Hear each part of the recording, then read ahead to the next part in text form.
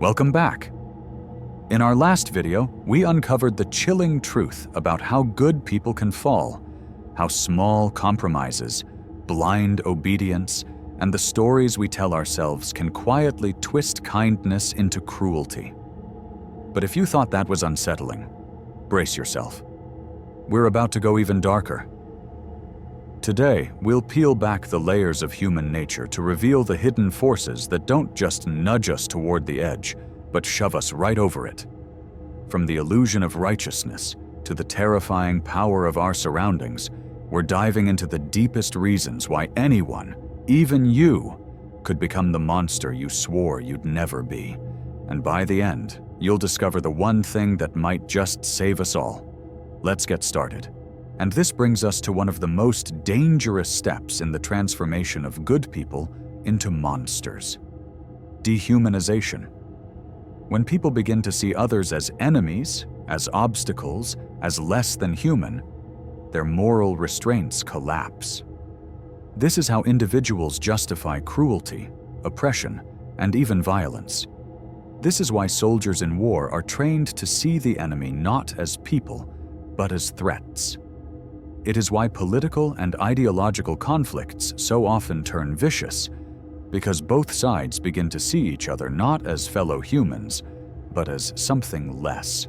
The moment someone stops seeing another person as fully human, they free themselves from the guilt of harming them. This is why, throughout history, propaganda has been used to paint enemies as evil, corrupt, or subhuman.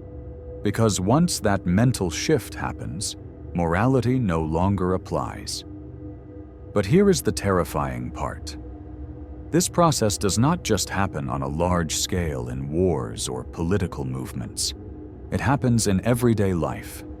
It happens in workplaces when people justify cruelty toward colleagues they dislike.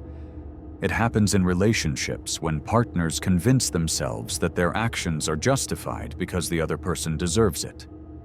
It happens online when people attack strangers with words they would never use in real life because they do not see them as real people. And it can happen to any of us. No one is immune. So now we must ask ourselves the most difficult question of all.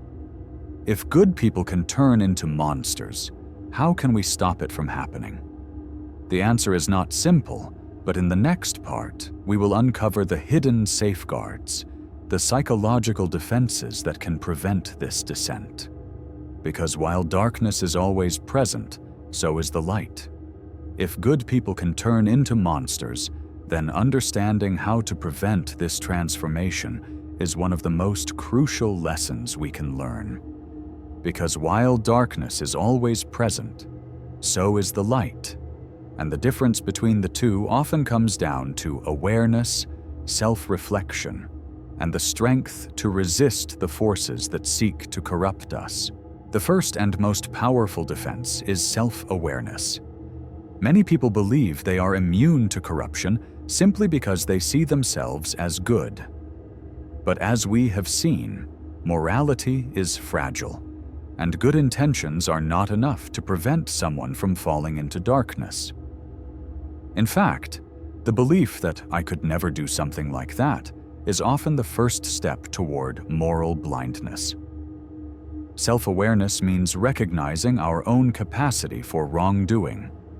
It means understanding that under the right pressures, in the right circumstances, we too could be led astray. This is not a comfortable truth, but it is a necessary one. Because only when we acknowledge our vulnerability can we take steps to guard against it. One of the most effective ways to build self-awareness is through reflection. Regularly questioning our own actions, motives, and justifications helps us stay connected to our core values. Asking questions like, am I justifying something now that I once believed was wrong? Am I treating someone differently because I see them as less in some way? Am I allowing an authority figure or a group to dictate my sense of right and wrong? If someone else were doing what I am doing now, would I still think it is acceptable? These questions force us to confront the uncomfortable reality that we are all capable of justifying harm when it suits us. But awareness alone is not enough. We must also develop the strength to resist. This is where moral courage comes in. It is easy to stand by our principles when there is no cost, but true moral strength is tested when doing the right thing is difficult, when speaking out means facing rejection, when standing firm means losing status or comfort. History is filled with stories of those who failed this test. People who went along with injustice because it was easier, who remained silent while others suffered. But it is also filled with those who passed, people who resisted, who refused to conform, who chose integrity over convenience. Psychologists have studied what makes certain individuals stand against corruption while others fall into it. One of the key factors is having a strong internal moral compass, one that is not easily swayed by external pressures. This comes from deeply understanding one's values, but also from practicing small acts of integrity every day. Because when we compromise on small things, it becomes easier to compromise on big things. Another critical safeguard is empathy. Many of the mechanisms that turn good people into monsters rely on reducing empathy, on making others seem distant, different, less than human. But empathy is a force that can cut through these illusions. When we take the time to truly understand others, to see their struggles, their fears, their humanity, it becomes much harder to justify harming them.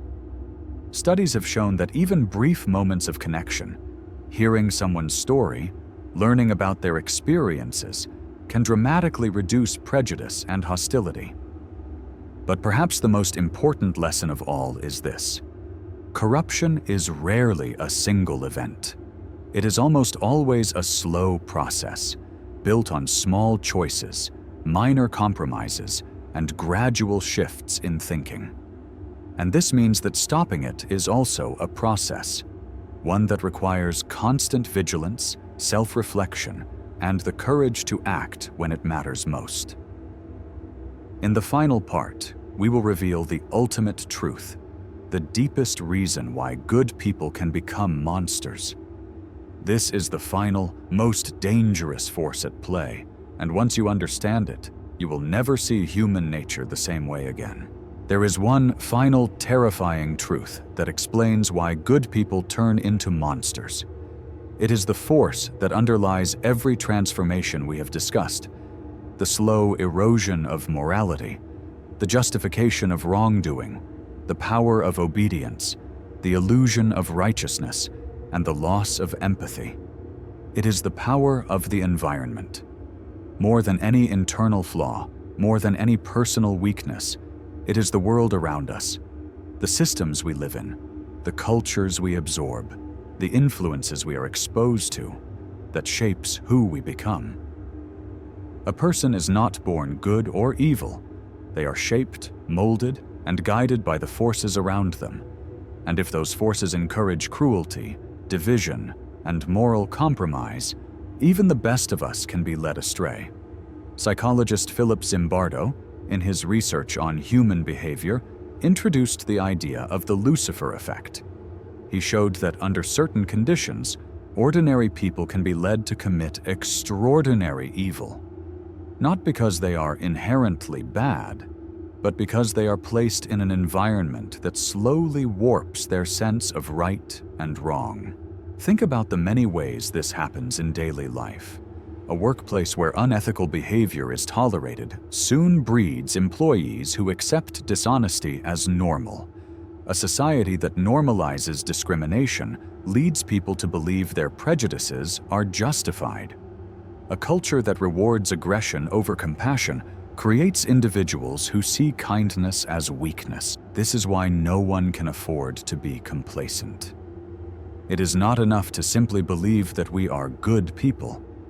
We must actively shape the environment we are in. We must surround ourselves with people who encourage integrity, who challenge us to be better, who hold us accountable when we stray from our values. Because just as the wrong environment can corrupt, the right one can strengthen. But here is the most unsettling question of all. If the environment is so powerful, if external forces shape who we become, then how much of who we are is truly under our control? The answer is both frightening and liberating. While we cannot always control the world around us, we can control our response to it. We can choose awareness over blindness, courage over conformity, empathy over indifference. We can resist the small compromises that lead to moral decay. We can ask hard questions, challenge harmful norms, and refuse to let the world dictate who we become. And most importantly, we can recognize that the battle between good and evil is not something that happens outside of us. It happens within us every day, in every choice we make. The philosopher Alexander Solzhenitsyn once penned a piercing truth. The line dividing good and evil cuts through the heart of every human being. And here lies Schopenhauer's final gift to us. There are no perfect heroes or irredeemable villains, only us, fragile souls wrestling with our restless wills. Who are you becoming in this quiet battle? Will you wield your intelligence to silence the chaos within, choosing compassion over craving, wisdom over want? Or will you let the world's whispers shape you, one subtle surrender at a time? The gap between peace and torment isn't carved by destiny, it's forged by you in every fleeting moment you dare to choose. So take this with you. Your mind is both the storm and the lighthouse. How will you steer it? Share your thoughts below. Let's unravel this together. Thank you for diving in. Keep seeking the light.